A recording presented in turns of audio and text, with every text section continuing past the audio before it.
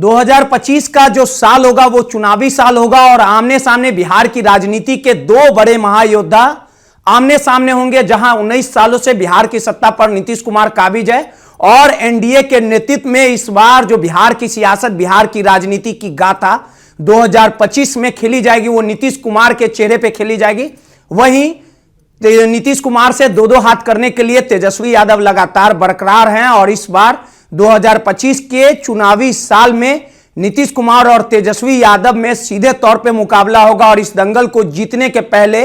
बिहार के 4 सीटों पर सेमीफाइनल हुए थे और कहीं ना कहीं सेमीफाइनल में नीतीश कुमार ने अपने भतीजे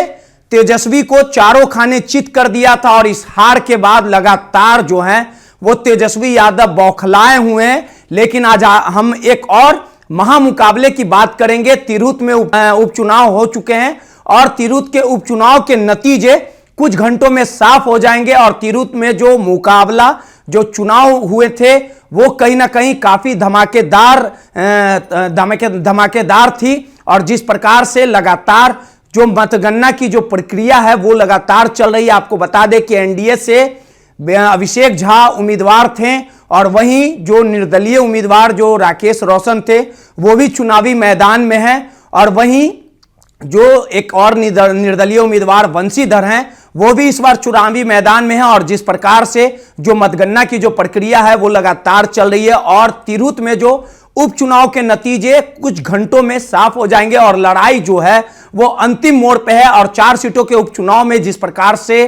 चारों सीटों के जो नतीजे आए थे, जो नई नवेली पार्टी जिसके सूत्रधार प्रशांत किशोर थे, तेजस्वी यादव को कहीं ना कहीं डैमेज करने का काम किया था और बेलागंज और इमामगंज में काफी नुकसान प्रशांत किशोर के वजह से तेजस्वी यादव को सहना पड़ा था। लेकिन जिस प्रकार से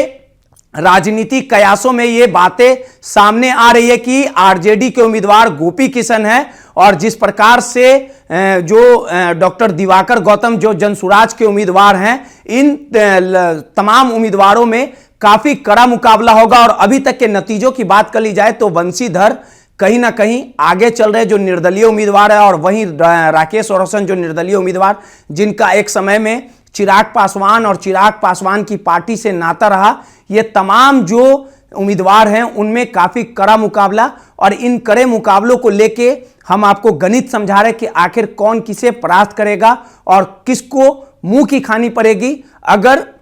तिरहुत उपचुनाव में अगर गोपी किशन अगर आगे निकलते हैं तो कहीं ना कहीं 2025 के आने वाले चुनाव को लेके जो सीना चौड़ा है वो तेजस्वी यादव का होगा। लेकिन तेजस्वी यादव के जो कैंडिडेट हैं गोपी किशन वो कहीं ना कहीं पीछे चल रहे हैं और डॉक्टर अभिषेक झा जो एनडीए के उम्मीदवार है उनकी भी स्थिति ठीक नहीं लग रही है और जिस प्रकार से जो जनसुराज पार्टी के जो उम्मीदवार हैं डॉक्टर दिवाकर गौतम वो भी लगातार चुनावी मैदान में हैं। जैसे जैसे समय बीतेगा, जैसे जैसे जो मतगणना की प्रक्रिया है वो समाप्त होते जाएगी तो कहीं ना कहीं जो मुकाबला रहेगा वो काफ़ी कड़ा रहेगा। अगर इस मुकाबले में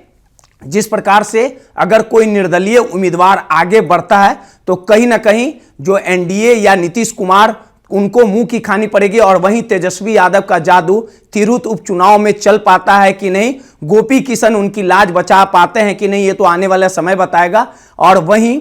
डॉक्टर अभिषेक झा भी चुनावी मैदान में अगर उनकी करारी हार होती है तो कहीं ना कहीं 18 उम्मीदवार चुनावी मैदान में है। तो ये तमाम उम्मीदवारों के हम नाम बता रहे थे तो जो कहीं ना कहीं काफ़ी कांटों भरा मुकाबला टक्कर देने में लगातार दो दो हाथ कर रहे हैं। लेकिन इस तिरहुत उपचुनाव में जिस प्रकार से जो अभी तमाम तस्वीरें हैं इससे साफ हो चुका है कि निर्दलीय कहीं ना कहीं लगातार मजबूत स्थिति में दिख रहा है और नीतीश कुमार हो या भाजपा के नेता हो या आरजेडी के नेता हो या प्रशांत किशोर हो, ये तमाम लोग चाह रहे हैं कि जिस प्रकार से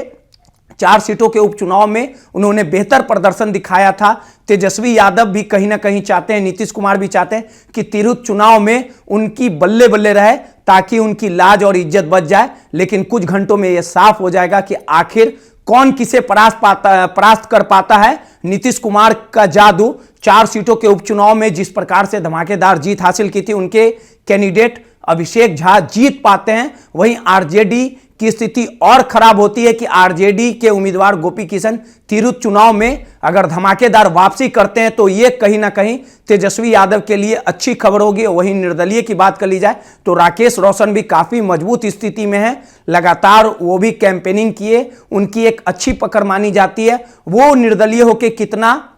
धमाका कर पाते हैं, चिराग पासवान को करारा जवाब दे पाते हैं, निर्दलीय में कितना उनका पैठ रहता है, किनका रुतबा रहता है। और वहीं वंशीधर की बात कर ली जाए तो वंशीधर भी लगातार कहीं ना कहीं उनकी जो स्थिति है वो काफी अच्छी स्थिति है। वो सभी उम्मीदवारों को अगर पटकनी दे देते हैं तो कहीं ना कहीं बिहार की राजनीति में एक बड़ा मैसेज जाएगा। अब देखने वाली बात होगी, देखना दिलचस्प भी होगा कि बिहार के 4 सीटों के उपचुनाव में तेजस्वी यादव, जनसुराज के प्रशांत किशोर के उम्मीदवार या एनडीए के उम्मीदवार या निर्दलीय का जादू चलता है, ये कुछ घंटों में साफ हो जाएगा। पटना से रोहित कुमार की रिपोर्ट।